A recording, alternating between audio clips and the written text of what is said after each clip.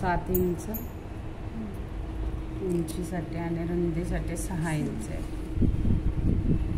ते इथं चुकवू नका.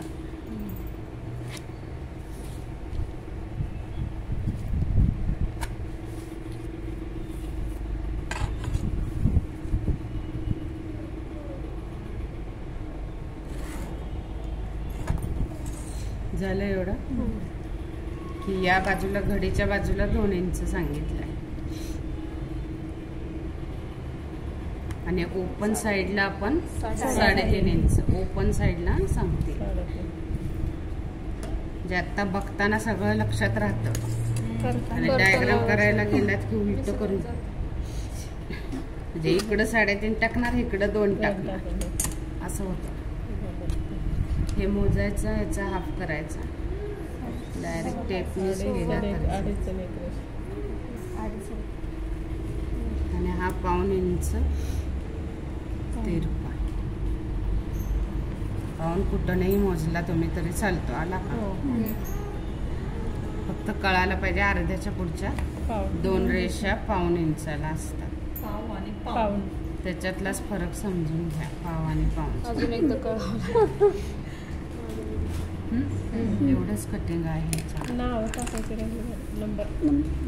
आता याला नको ते नंबर तसे कापूनच जातात. कटिंग चालते तुम्ही टाका तुमचं कटिंग करताना. तर कापताना पण आधी हा सरळ भाग कापायचा आहे. बॅकचा पाहिजे ना आपल्याला पाहिजे. बाई कसं कटिंग करतो तसं.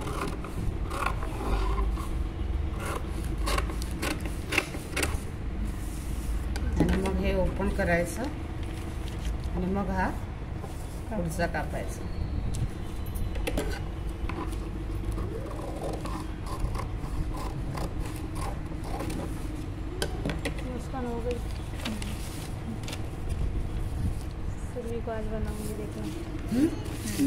इथं पाइपिंग केली तरी चालणार. दोन्हीकडे पाइपिंग करायची मग साईड जोडायची आणि इलास्टिक गोल इलास्टिक लावायचंय आपल्याला. तसंच शिकायचंय तुम्हाला. आणि हे करायचं इलास्टिक पूर्ण गोल करून लावणार आहे. हा पण पूर्ण गोल करून घेणार आहे आपण. असं इलास्टिक लावायचंय.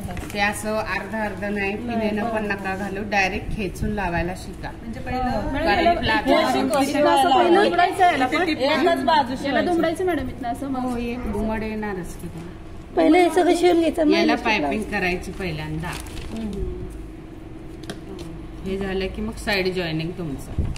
हे साइड जॉईनिंग झालं की मग हा गोल होतो. मग इथे एक फोल्ड आधी आणि मग इलास्टिक गोल करून डायरेक्ट लावणार. इलास्टिक टिप मारून नाही इलास्टिक वरती